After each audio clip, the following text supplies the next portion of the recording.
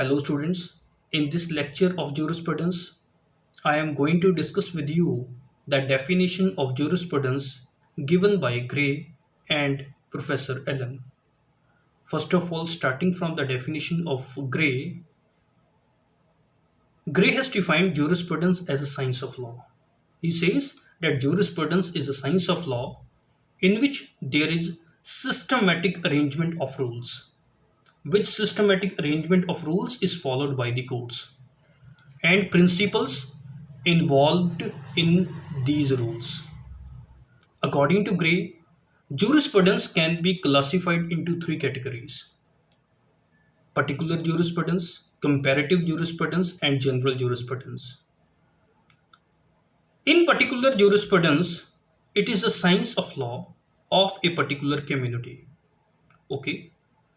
In comparative jurisprudence, there is comparison of the law of two or more communities of the world. Whereas in the general jurisprudence, there is comparison of all the legal systems of the world. Okay.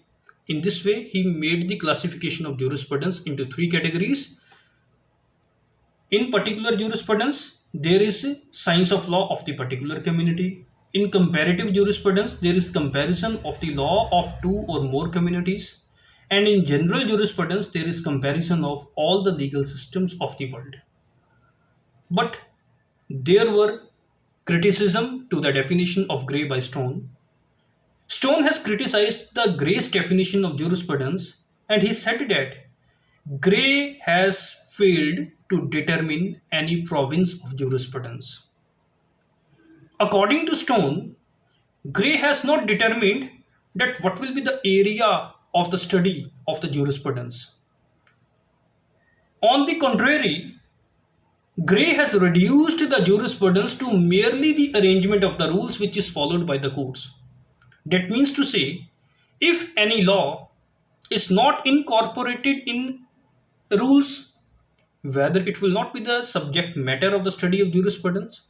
So in this way, Gray has reduced the area of jurisprudence only to the arrangement of the rules which is followed by the courts. But Professor Allen has given very practical definition of jurisprudence. Professor Allen was a famous English jurist.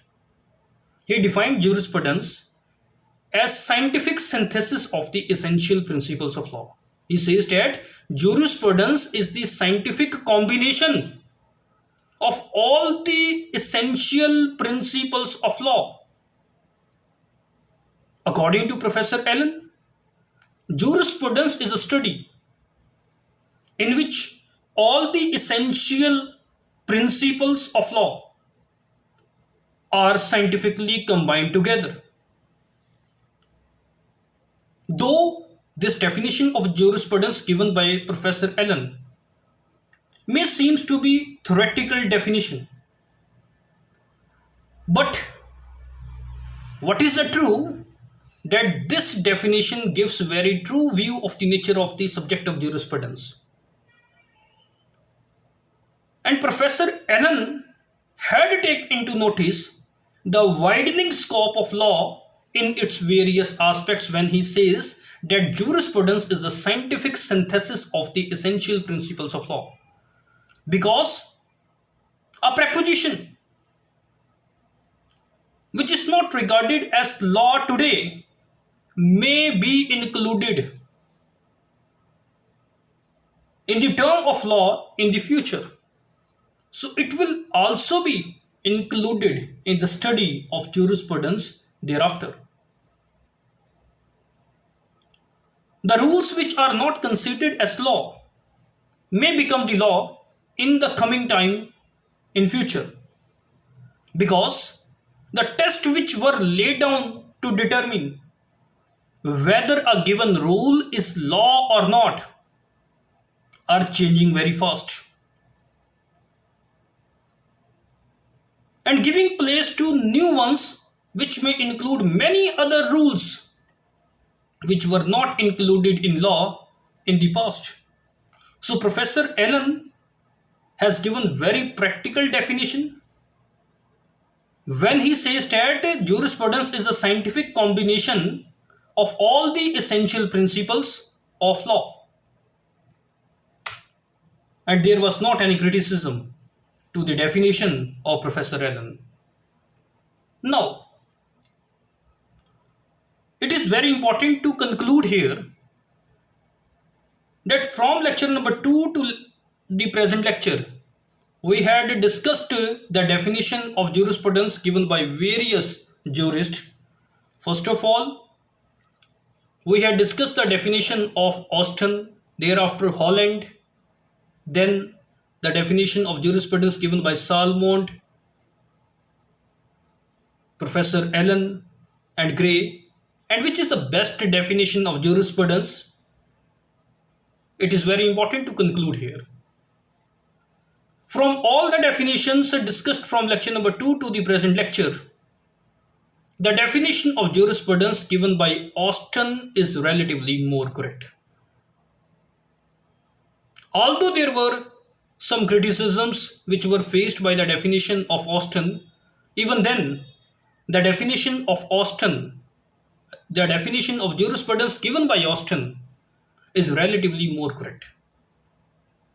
Austin has widened the scope of jurisprudence when he classified jurisprudence into two categories: general jurisprudence and particular jurisprudence. And when he pointed out that jurisprudence includes the study of principles of law which are common to all the states. And when he says that it is also the analysis of those principles of law in a specific determined nation. So in this way, Austin has widened the scope of the jurisprudence, which is yet to be followed by other jurists of the world. So I want to say that the definition of jurisprudence given by Austin is relatively more correct in comparison to the definitions which are given by other jurists. This is something about this lecture. If you like my lecture, then kindly subscribe my channel. And if you want to get the notes of my lectures, then you can go to lawarticles2020.blogspot.com. Thank you very much.